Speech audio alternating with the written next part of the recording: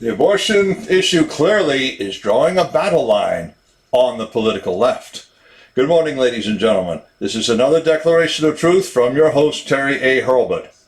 Today we're going to talk about the fanaticism about abortion that is already setting in on the left after the great Roe v. Wade leak. I'll profile the current effort at a federal abortion code, where that stands, and the last pro-life Democrat in the House. And stick with me to the end, because I'm going to show why fanatical devotion to abortion is an electoral loser.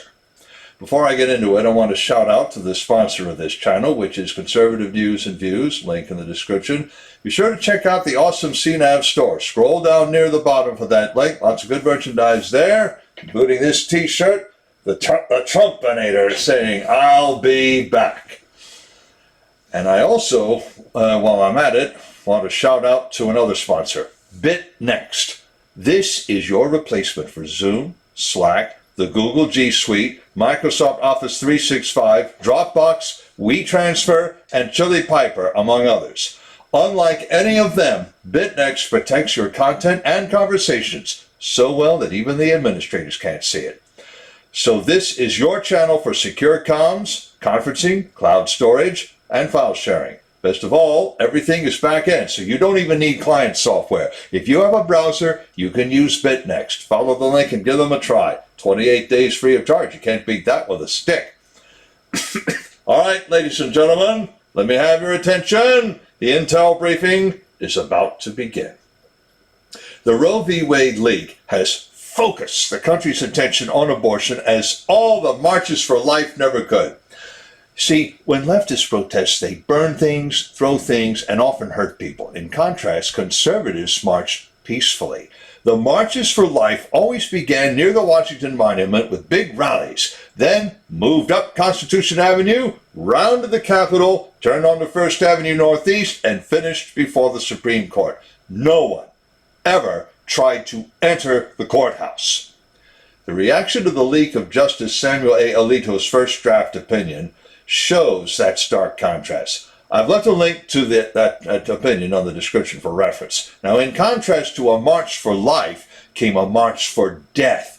Even before the story broke about the leak, fences sprang up around the courthouse, and shortly afterward, a mob gathered. Those in that mob actually called for the court's abolition, as well as that of the Senate filibuster. Now, why does that matter? Because in the current term of Congress, the House of Representatives has already passed a bill to codify abortion.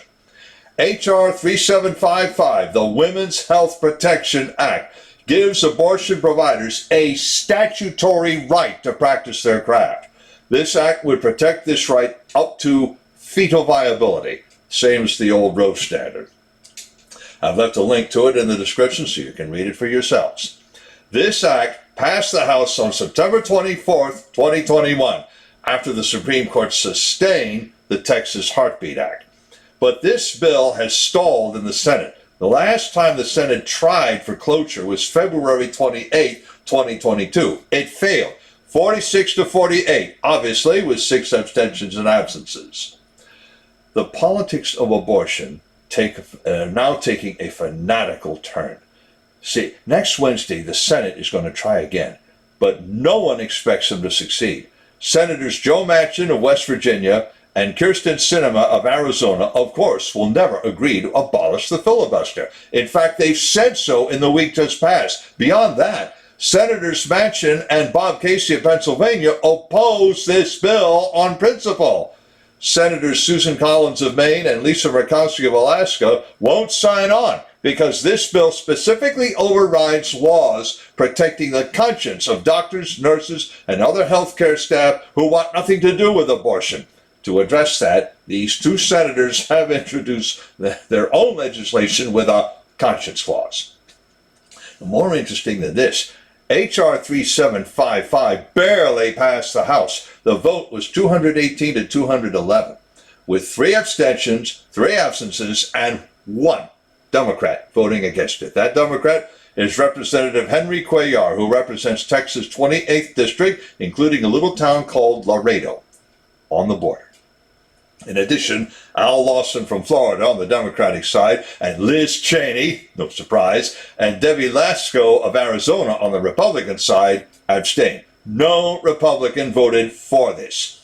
So, Mr. Cuellar has become the target of abortion fanatics. He has a challenger, one Jessica Cisneros, who almost primaried him in 2020. This year, she forced him into a runoff in the March 1st Texas primary. That runoff will run on May 24th. The abortion fanatical wing of the Democratic Party have thrown their support behind Cisneros. The infamous AOC, you know whom I'm talking about, tweeted out her support of Cisneros, saying she, and I quote, has a real shot but needs help, unquote.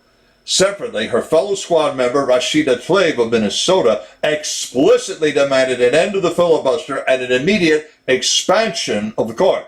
I have links in the description to both their tweets. Representative Jim Clyburn from South Carolina, the House Democratic whip, traveled to Texas to campaign for Cuellar. The fanatics told him not to, but he came anyway. Pundits everywhere have said they don't expect the Roe v. Wade leak to affect midterms. Republicans will still win because the economy is in the tank. Joe Biden put it there. The Democrats backed him up on that, and everybody knows it. But the rise of the abortion fanatics will complicate further the Democrats' attempts to stop their losses. The House leadership clearly knows the stakes, which is why Clyburn went to Laredo to support Cuellar. But the abortion fanatics are playing for their own stakes, and they either don't care what happens to their party's majorities in the House and the Senate, or they have deluded themselves into believing they can win. Newsflash! At least one, maybe two generations of abortion fanatics aborted their children after Roe became the law of the land. But while they aborted their children, conservative mothers kept theirs. Those children have grown up and they vote. They voted for Donald Trump, and he kept one conservative voice on the court and replaced a swing voice and a liberal voice with two conservative voices. That's how Justice Alito could draw an assignment to write a majority opinion throwing out Roe. More to the point, the children of the abortion fanatics of one or two generations past cannot vote because their mothers would not permit them to exist. To be sure, some of those mothers did, but not enough. So if they nominate fanatical candidates going into this midterms, they will lose even worse than already destined. Links to the description of the article, to the Alito draft, to the proposed federal abortion code, to the two squad tweets, and to conservative news and views. I have another link to the awesome online store and to BitNext, as I mentioned. And if you like what you've heard, you can like this video, subscribe to this channel. This is Terry A. Hurlbut, delivering another declaration of truth and reminding you to let the truth set you free.